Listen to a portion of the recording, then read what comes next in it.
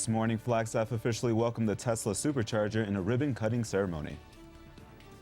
And a Flagstaff local talks about her experiences on Discovery Channel's Naked and Afraid. And keep your phones handy during today's show because we will be giving away 2 free tickets to the McDowell Mountain Music Festival to 1 lucky caller.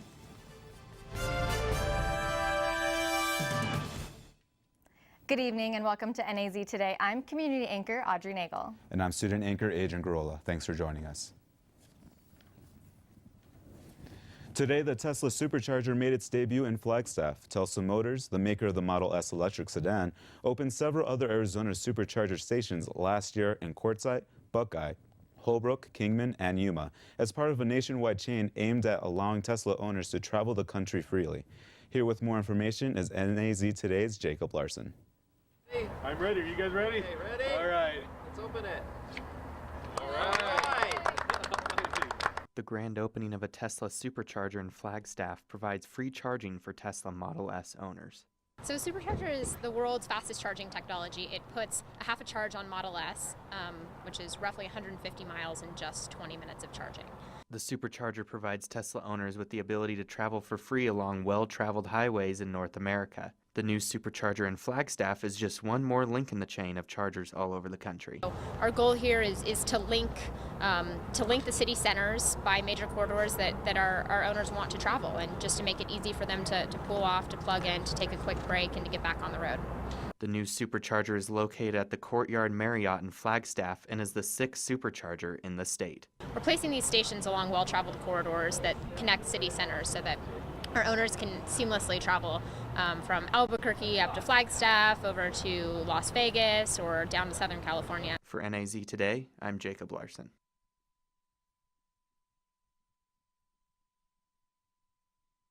A Flagstaff resident, Ava Rupert, was on last Sunday's episode of Discovery Channel's Naked and Afraid. Naked and Afraid is a show where one man and one woman are given the task of surviving in the wilderness for 21 days.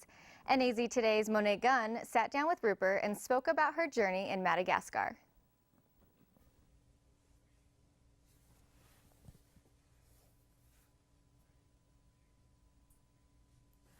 Hi, today I'm here with Eva Rupert, a Flagstaff resident that was on Naked and Afraid this past Sunday. Hi, Eva, nice to meet you. Nice to meet you. So, how did you even get involved with Naked and Afraid? Was there an audition? How did it go?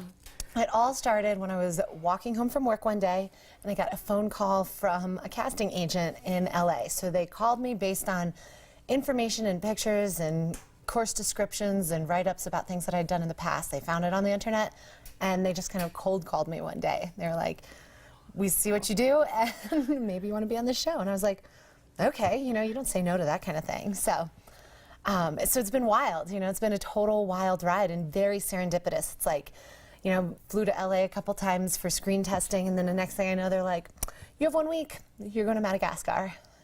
And that was kind of how it all played out. How did you prepare for that? You know, 15 years of survival experience, 33 years of running around in the woods and having wide eyes and seeking new crazy learning experiences. You know, in the few days that I had before leaving for Madagascar, I laid out in the sun quite a bit, so I made sure I didn't get a sunburn over there. I spun a hand drill, which is a way of making friction fire, rubbing 2 sticks together pretty much, which we didn't end up using at all. But, you know, it was good to have some calluses built up ahead of time. And then I crammed. I studied as many plants as I possibly could and tried to learn as much as I possibly could about the environment that we were in. What was Madagascar like? Madagascar is intense. It's a third world country, first of all, and everything is very remote. It's really hard to travel from point A to point B. And the area that we were shooting, it took us 3 days to get there from the capital of the country. So we were traveling through this whole country, and the place where we were at was really dry, really arid. It was like being in the desert. It was the desert, and it was the hottest, driest part of the year, the very end of the dry season. And there was very little life, very little water. And it was just really, really incredible. I know you have a charity, a nonprofit. So could you tell me briefly about that? Yeah, I run a nonprofit called Tiny Bikes Big Change, and we are a fundraising platform for other charities. And so what we do is we do crazy motorcycle adventure rides. We always ride small bikes. Mine is like a 1969 90cc Honda. And they're all these little bitty crazy motorcycles, and we're preparing to ride across the state of Arizona, border to border, from west to east, to raise money for another charity called the Bloodwater Mission, who does water and AIDS work in Africa. All right, thank you, Eva. I really appreciate you coming in. For more information about Eva's journey in Madagascar and also about her charity, be sure to check out our website, naztoday.com. Thank you. You're so welcome.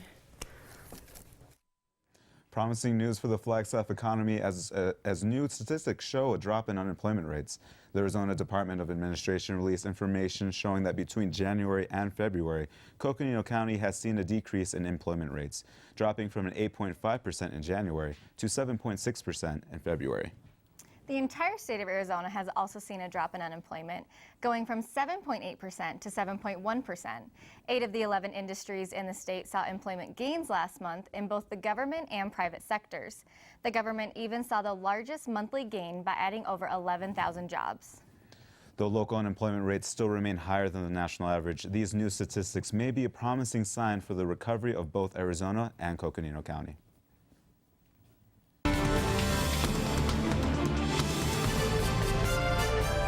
Back, find out how the game Monopoly can actually make you real money. And we close our Archaeology and Heritage Awareness Month with a side trip to one of the last remaining Harvey houses. And after the break, stay tuned to win your 2 free tickets.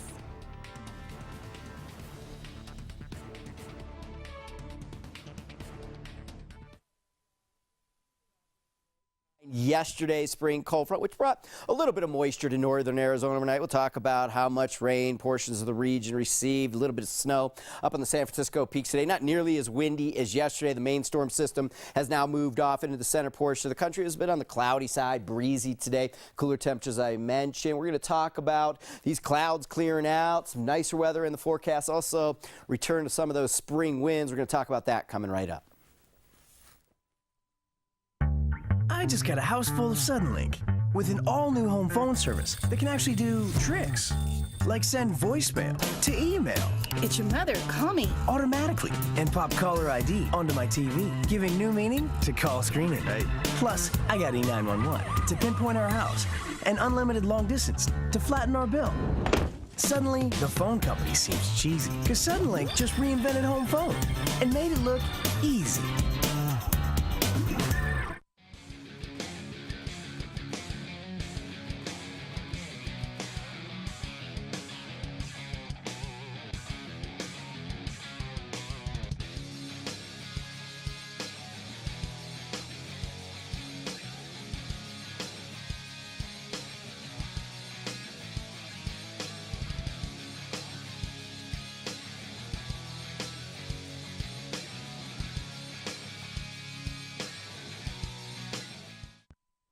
Flagstaff Silent Witness is a nonprofit organization entirely made up of members of our community who partner with local law enforcement agencies to help keep Flagstaff safe.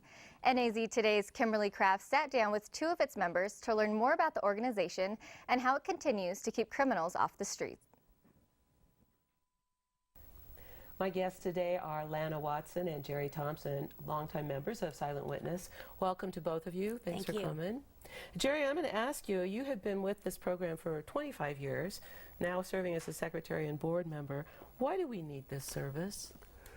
Several reasons, but I'd like to make it real short. First, we have a wonderful law enforcement group here, both the Sheriff's Department and Flagstaff Police Department. And Silent Witness helps them and makes them safe. In addition, it keeps our community, our wonderful community, from being, as they say, fixed, PHX, phoenixed. We want to keep it a wonderful small place. Silent Witness is enjoyable to be a member of because we feel like we're doing something wonderful for our community. And Lana, tell me about some of those wonderful things. And you have an example of a recent event where a silent witness was instrumental in keeping someone dangerous off the streets. Absolutely. There was a gentleman, well, not a gentleman, but a man that had a machete attack. Well, leads from silent witness led to that person's arrest. So that's a big example of keeping our community safe from silent witness and having the ability to call in anonymously. No name, no nothing. You just call in, give your tip, and you're given a number, and you call that number and see if you've been assigned to a reward. Jerry, you've been involved with this organization for a very long time. Why? What motivates you? Well, I've done a lot of things in this community to help the community, and I'm retired from Child Protective Services. I've worked with law enforcement for many years. I just think it's something that works for me, and that's another thing that people need to realize. It's not real intensive.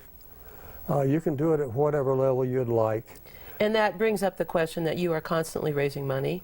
Absolutely. We're a nonprofit organization, so we rely on donations and contributions from businesses and individuals.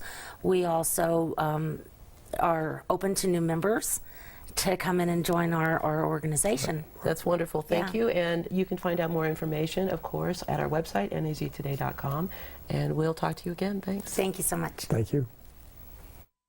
It was a bar fight in the Wild Wild West that started a new era of girl power. Fred Harvey began hiring women to work in his restaurants. Their legacy as ambassadors of Goodwill lives on along the rails and at one local National Historic Site.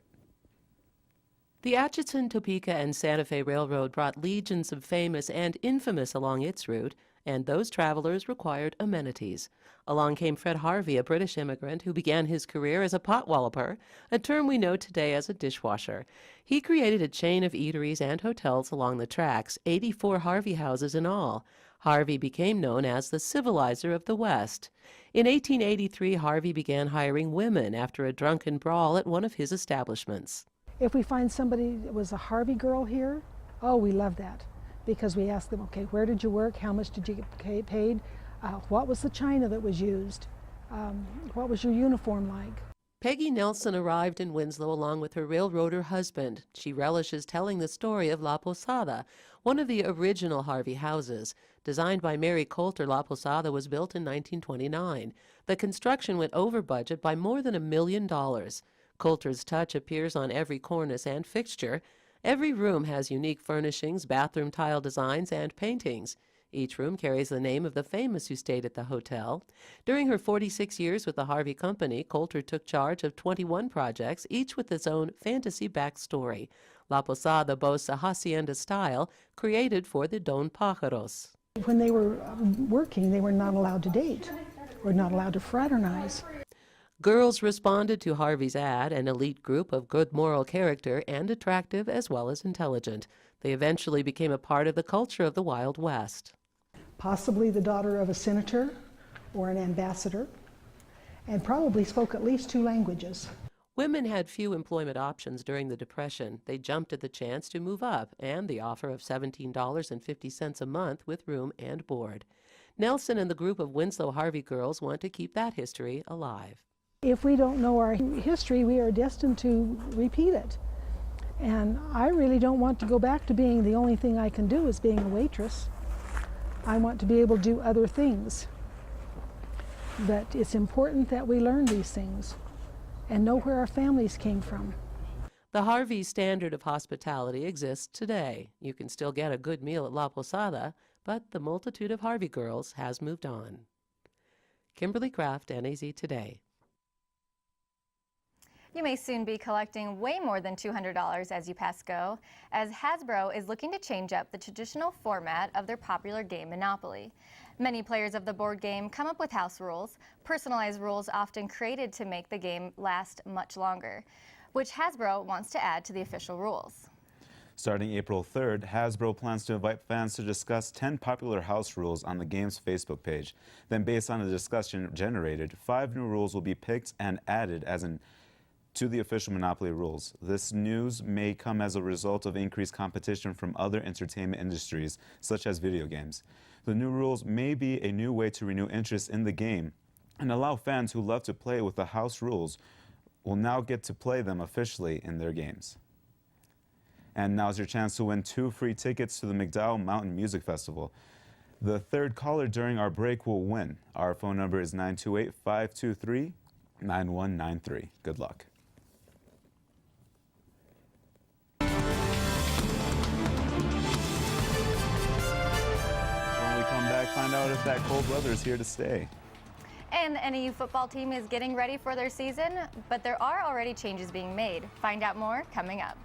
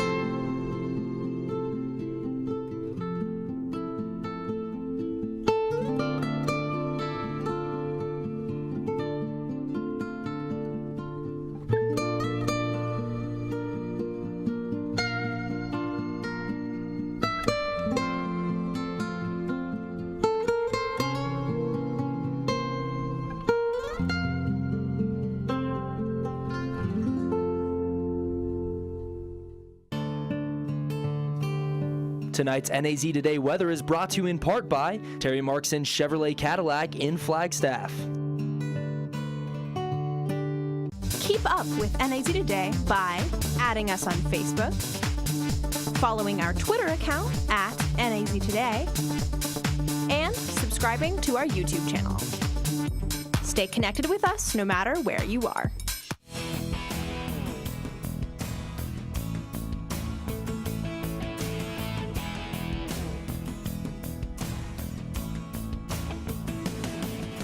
A little bit of a chilly spring day out there today. Haven't been many, and it's going to be the coolest day for some time here. Here's a look at today's high temperature, 63 today in Winslow, Camp Verde 66.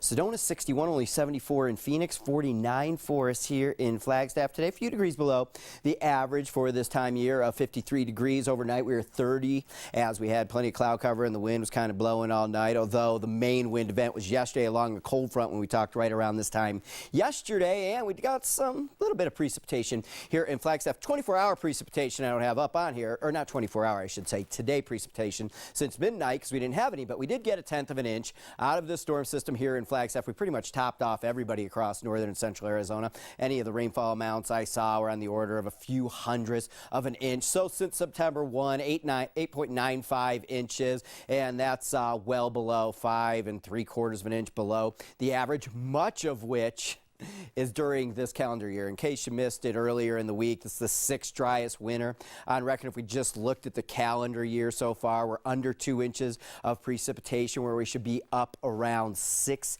inches of precipitation. So things have not been going our way as far as moisture here in 2014. Maybe we can change that here. There's no real promising storms, but a couple storm systems to talk about. Currently outside, it's 43 degrees at Flagstaff Pulliam Airport. Cloudy skies, winds out southwest at 13 miles per hour. The cloud cover out there is going to decrease as we make our way overnight tonight. Here it is, just some high clouds moving in, a little weak disturbance trailing that whole storm system yesterday. So as we make our way through the night, we're going to start to clear things out, and being that we're in a colder air mass, it will be a chillier night out there tonight. Okay, and then we get into the next several days, and let's talk about what's going on tomorrow. I think much more sunshine, high pressure builds in just for a brief time period, mainly through the day Friday, warmer temperatures into midday Saturday, and then what we have is this area of low pressure is going to set up all across the west coast, and we're going to see a trough of low pressure set up from late Saturday all the way through mid next week, with the storm system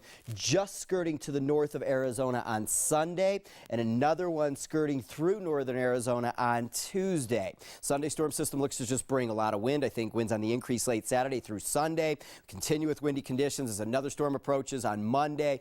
That storm's approaching. That'll be here Tuesday. That storm system brings chances of some light precipitation and some showers across northern Arizona. A little too far out to really nail it down, but we'll keep an eye on that one. Okay, overnight tonight, 22 degrees. That's one of the chillier nights we've had around here in a while. Decreasing clouds and breeze as we make our way through the night, becoming mostly clear by the time we get into Friday morning. And for tomorrow, 55 degrees. Take this cloud out. I didn't mean to have it there. Delete it. A little bit of high clouds out there tomorrow. Sunny and mild day in store for us. Not a breezy or anything like that. Pretty nice looking Friday out there. 68 in Sedona, 65 Prescott, 66 Payson, Winslow 66, Tuba City 62. That's where you round out the work week. We get into the weekend, warmer weather on Saturday at 61, although it looks like we have some pretty thick high clouds Saturday.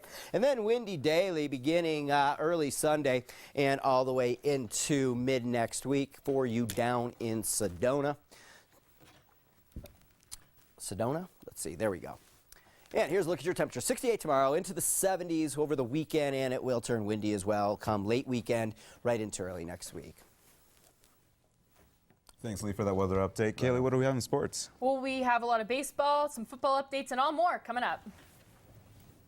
Flagstaff's 21st Annual Home and Garden Show is happening March 28th through March 30th at the NAU Sky Dome. There will be everything from design, home improvement, green living solutions, decor, gardening, and much, much more. 2 week-long getaways will be given away at the show, each worth $2,500. Adults are $5, and there will be free parking and shuttle services to the event. Come check out the biggest home and garden events in northern Arizona, March 28th through the 30th at the Sky Dome.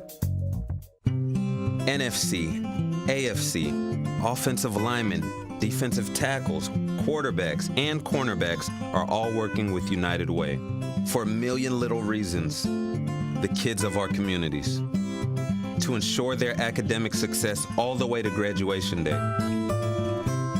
You see, it takes about 12 years to create a graduate, but it takes the same time to create a dropout. And the difference between a kid becoming one or the other could be a professional athlete, or it could be you. Studies showed the earlier we get to kids, the better their chances. So become a United Way volunteer reader, tutor, or mentor, and make a difference in the life of a child, for the life of that child. Give. Advocate. Volunteer. Live United. Join your favorite NFL players.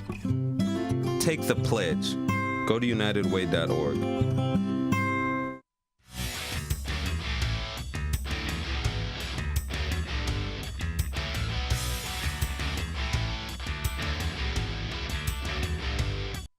Although it may not feel like springtime, spring sports are in full swing, and that includes baseball and softball, of course. The Coconino boys baseball team had 2 games yesterday in Phoenix for the Coach Bob Invitational.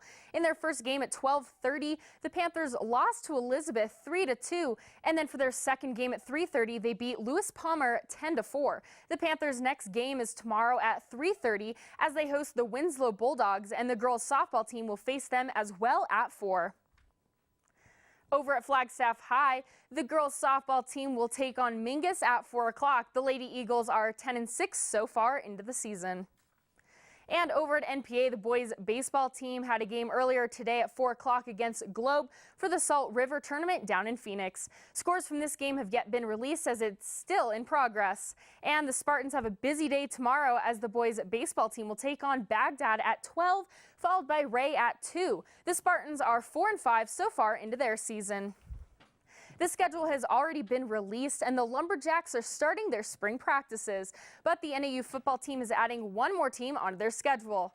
Last season, the Lumberjacks ended 9-3, 7-1 in the Big Sky Conference, making it to the Big Sky playoffs for the first time in 10 years. Despite losing to South Dakota in the first round, they have 28 new recruits to help them have another successful season. These new recruits will help the Lumberjacks as they announce that they are adding Abilene Christian onto their 2014 schedule. This gives them 12 games, 7 on the road and 5 at home. The Lumberjacks will travel over to Abilene, Texas on September 6th for their match against the Wildcats. And NAU's football season kicks off in San Diego on August 30th as their first home game is September 13th against New Mexico Highlands.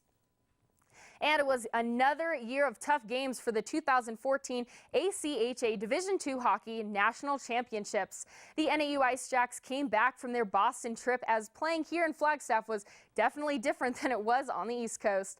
The Ice Jacks were in Pool D for the Nationals as they lost their first game against New Hampshire 3-1. In their second game, they lost to Liberty 6-2, followed by a close loss to Grand Valley State 3-2. In the final game of the Nationals on Tuesday, the University of New Hampshire faced Florida Gulf Coast and took the national win over them 5-3. So congratulations to the Wildcats on their national title and a big congratulations to the Ice Jacks on making it so far. And staying on the ice, the Phoenix Coyotes are in New Jersey to take on the Devils as this game started at 4 o'clock and the last time I checked, the game is tied 2-2 in the third period. And spring training is still underway as the Arizona Diamondbacks took on the Reds and the Indians earlier today as they lost to the Reds 9-1 and then lost again to the Indians 3-2. The regular season starts on Monday as the D-backs will host the Giants. And over on the court, the Phoenix Suns took on the Washington Wizards last night. And we're going to bring you here into the third. Wizards are losing control of the ball as Eric Bledsoe takes this down court for the easy fast break layup. Suns up 71-48. Fourth quarter, Markieff Morris throws it to Goran Dragic as he gets the foul in the basket for the and one.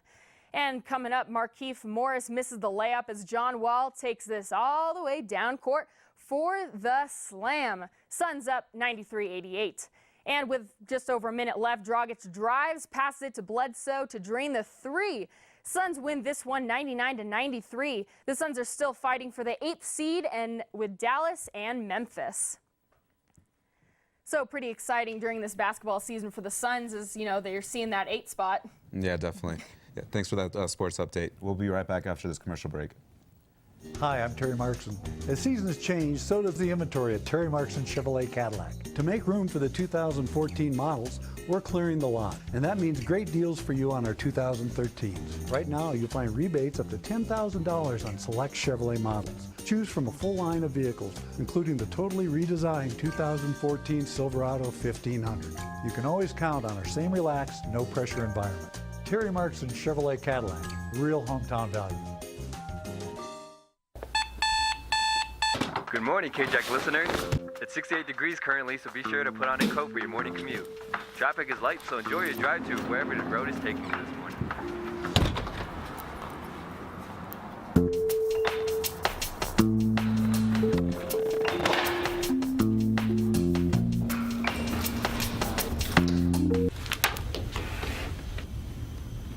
KJAC Radio, 1680 AM.